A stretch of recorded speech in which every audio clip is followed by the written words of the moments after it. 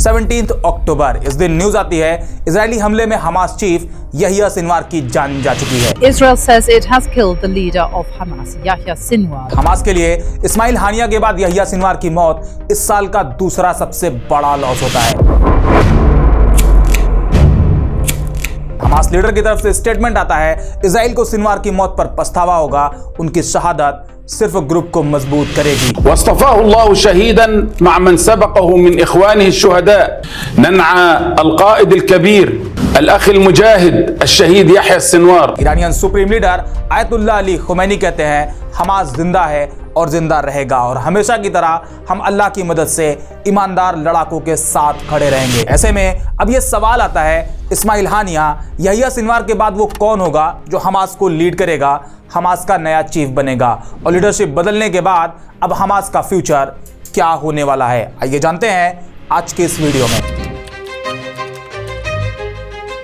एक टाइम था जब हमास की एक मजबूत और इफेक्टिव लीडरशिप हुआ करती थी। अहमद यासीन, अब्दुल अजीज अल रंतीसी, सलाह शाहदे, महमूद अल माबू, इस्माइल हानिया जैसे लीडर हमास को लीड किया करते थे, लेकिन इजराइल ने एक एक करके हमास की लीडरशिप को ऑलमोस्ट कमजोर कर दिया है। अहमद यासीन से लेकर हानिये और अब यहिया सिनवार भी इजरायली हमले में अपनी जान गंवा चुके हैं और खास करके इसी साल हमास के दो इंपॉर्टेंट लीडर इस्माइल हानिया और यहिया सिनवार की मौत हमास की टॉप लीडरशिप के लिए बहुत बड़ा झटका है। ज्यादा डिटेल में ना जाकर अगर हानिया से शुरू करें तो इस्माइल हानिया ने फिलिस्तीन के लिए बहुत लंबी लड़ाई लड़ी है और इनका नाम सिर्फ एक लीडर की तरह नहीं बल्कि हमास के स्ट्रेटेजिस्ट की तरह भी बहुत मशहूर हुआ करता था। इस्माइल हानिया फिलिस्तीन के पॉलिटिकल विंग हमास और मिलिट्री विंग अल कसाम ब्रिगेड के लिए बहुत ही इंपॉर्टेंट हुआ करते थे, जो हमास के लिए साथ ही फिलिस्तीन के लिए पूरी दुनिया से सपोर्ट भी ले आते थे और फाइनेंशियल मदद में भी इस्माइल हानिया का बहुत बड़ा रोल होता था। लेकिन फिर आता है वो दिन जब हमास का एक और मजबूत पिलर गिर जाता है। ईरान के अंदर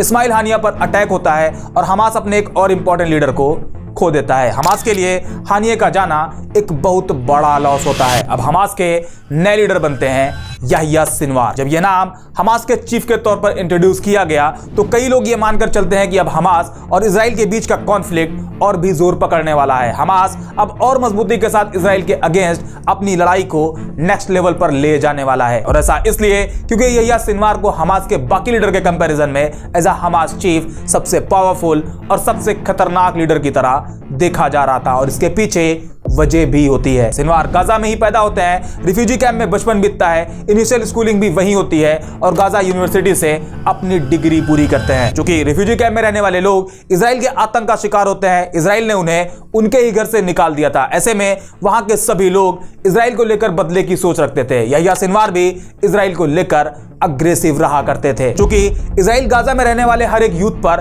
बड़ी बारीकी से नजर रखता था कि कौन क्या कर रहा है और उसी में सिनवार इजराइल के पकड़ में आ जाते हैं। उन्हें कई बार अरेस्ट किया जाता है और रिहा कर दिया जाता है, लेकिन साल 1988 में उन्हें एक बार फिर से अरेस्ट किया जाता है और इस बार उन्हें उम्र कैद की सजा सुना दी जाती है। लेकिन साल 2011 में हमास और इजराइल के बीच एक इजरायली सोल्जर गिलाद शलीट के बदले कैदियों की अदला बदली होती है, जिसमें 1027 फिलिस्तीनी लोगों को इजरायली कैद से आजादी मिलती है और उसी में यहिया सिनवार को भी रिहाई मिल जाती है। हालांकि सिनवार एक काफी लंबा टाइम 1988 से लेकर 2011 तक करीब 22 साल तक इजरायली जेल में होते हैं। इस बीच उनके अंदर इजराइल को लेकर उनका गुस्सा और उनके रिवेंज का उनका जुनून बड़ी तेजी से बढ़ता है, जो आने वाले टाइम में उनके अंदर साफ दिखाई देता है। रिहाई के बाद सिनवार गाजा में रहकर हमास के मिलिट्री विंग को लीड करते हैं, अल कसाम ब्रिगेड के रेजिस्टेंस को इजराइल के खिलाफ और अग्रेसिव बनाते हैं। गाजा में मिलिट्री पावर को और भी स्ट्रॉन्ग करने पर फोकस करते हैं, जिसमें रॉकेट से लेकर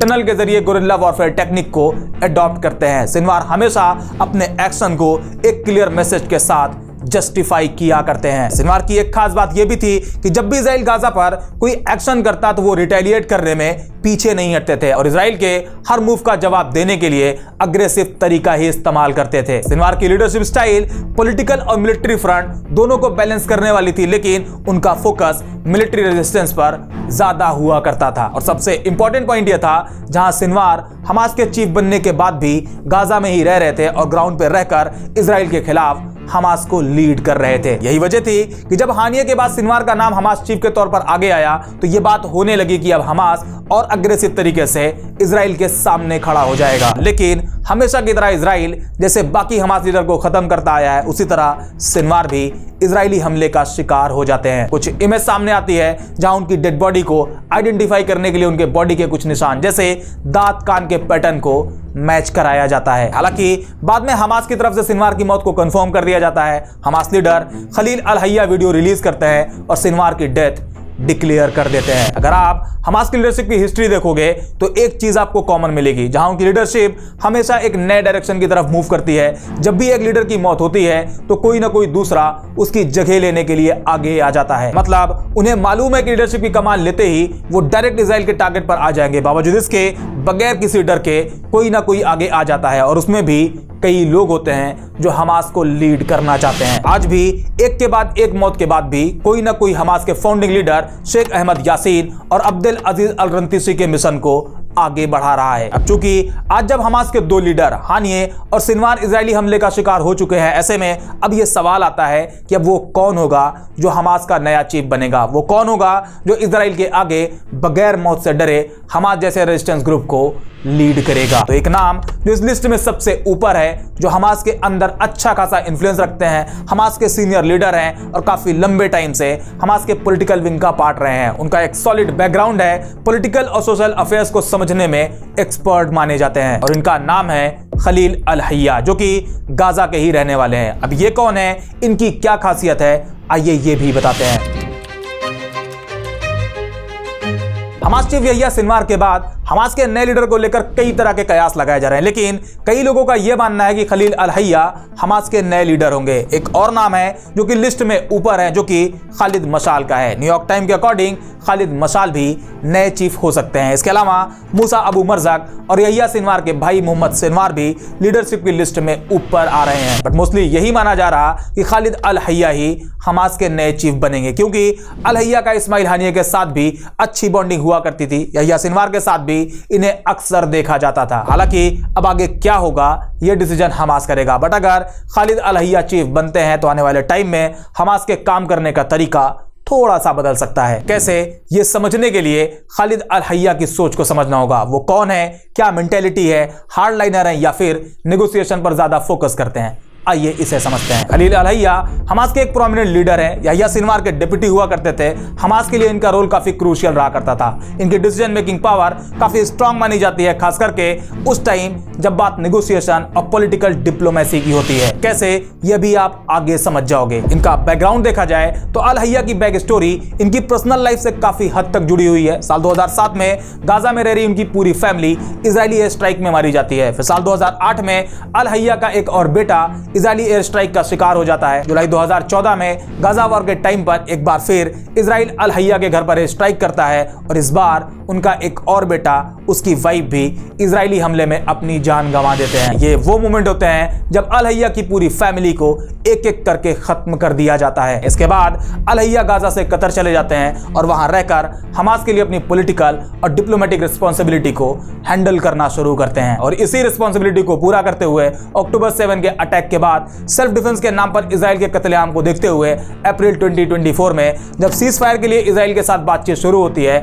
तो खलील अल हय्या हमास की तरफ से चीफ निगोशिएटर होते हैं। हय्या कहते हैं हमास की तरफ से वॉर खत्म करने के लिए सीज फायर डील पर दिखाया गया फ्लेक्सिबिलिटी के बावजूद प्राइम मिनिस्टर बेंजामिन नेतन्याहू इस बातचीत को रोकना और उसे कमजोर करना जारी रखते हैं। एक जगह अल हय्या कहते हैं हमास एक लंबे टाइम के लिए 5 साल या उससे भी ज्यादा इजराइल के साथ वॉर खत्म करने के लिए तैयार है। वो ये भी मेंशन करते हैं कि अगर एक इंडिपेंडेंट पैलेस्टीन स्टेट बन जाता है तो हमास अपने हथियार छोड़ सकती है और एक पॉलिटिकल पार्टी में कन्वर्ट हो सकती है। खलील अल हय्या का यह स्टेटमेंट बताता है कि हमास सिर्फ एक आर्म्ड ऑर्गेनाइजेशन नहीं बनना चाहती, बल्कि वो एक पॉलिटिकल एंटिटी बनने का इरादा रखती है अगर एक प्रॉपर पैलेस्टीनियन स्टेट बना दिया जाए तो। मतलब खलील अल हय्या हमास के एक ऐसे लीडर हैं जो अपनी पर्सनल ट्रेजेडी के बाद भी, जिसमें इजराइल ने उनकी पूरी फैमिली को खत्म कर दिया, इसके बावजूद वो स्ट्रांग रहे हैं। हमास की तरफ से उनकी डिप्लोमेसी, सीज फायर टॉक में नेगोशिएटर और इजराइल के साथ उनका जंग खत्म करने का सजेशन, ये सब बताता है कि वो एक ऐसे लीडर है जो एक लंबे टाइम के लिए पॉलिटिकल सॉल्यूशन पर तैयार है, लेकिन तब जब फिलिस्तीन को एक प्रॉपर स्टेट बना दिया जाए। अब तक आप इतना तो समझ गए होंगे कि अल हय्या की सोच क्या है और किस तरह की मेंटालिटी रखते हैं। अब एक स्टेप और आगे बढ़ते हैं और ये भी समझते हैं कि अगर अल हय्या हमास चीफ बन जाते हैं तो उस कंडीशन में क्या होने के चांसेस सबसे ज्यादा हैं और तब हमास का फ्यूचर क्या होगा। अब तक जो न्यूज आ रही है उसके हिसाब से अगर खलील अल हय्या हमास चीफ बनते हैं तो फ्यूचर में अल हय्या की लीडरशिप स्टाइल, उनके अप्रोच के अकॉर्डिंग हमास में कुछ चेंजेस हो सकते हैं। जैसे नंबर 1, अल हय्या की लीडरशिप में एक डिप्लोमेटिक चेंजेस देखने को मिल सकता है और जैसा कि अभी बताया अप्रैल 2024 में जब पीस टॉक शुरू होती है, कतर और इजिप्ट जैसी कंट्री हमास और इजराइल के बीच मीडिएटर की तरह काम करती हैं, जहां अल हय्या सीज फायर के लिए एक प्रपोजल रखते हैं। ऐसे में अगर अल हय्या हमास चीफ बन जाते हैं तो हो सकता है हमास पॉलिटिकल सॉल्यूशन में इंटरेस्टेड हो जाए। नंबर 2, खलील अल हय्या हमास के पॉलिटिकल विंग के लीडर रहे हैं और उनका डिप्लोमेटिक एक्सपीरियंस और इंटरनेशनल कनेक्शन काफी स्ट्रांग है, खास करके ईरान के साथ। ये इनके लिए बड़ा एडवांटेज हो सकता है क्योंकि अल हय्या रीजनल और इंटरनेशनल लेवल पर हमास को एक पॉलिटिकल एंटिटी की तरह प्रोजेक्ट करने की काबिलियत रखते हैं। नंबर 3, और ये मोस्ट इंपॉर्टेंट है, जहां अल हय्या की लीडरशिप में एक पोटेंशियल सीज फायर या पीस एग्रीमेंट के चांसेस कई गुना तक बढ़ जाते हैं क्योंकि वो पहले ही इजराइल के साथ बातचीत में शामिल है और अगर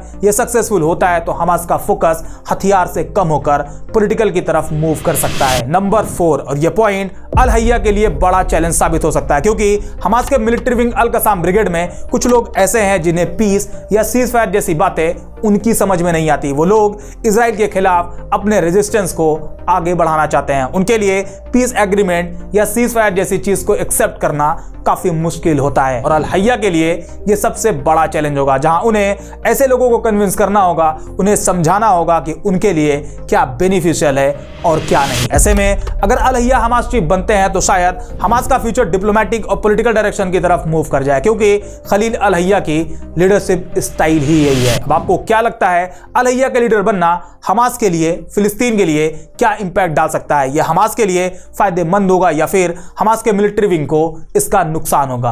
कमेंट में जरूर बताओ। आज के वीडियो में इतना ही। अगर आज आपको कुछ नया जानने को मिला हो तो इस वीडियो को लाइक जरूर करें और अपने लोगों के साथ शेयर जरूर करें। बाकी मिलते हैं नेक्स्ट वीडियो में एक और इंटरेस्टिंग टॉपिक के साथ।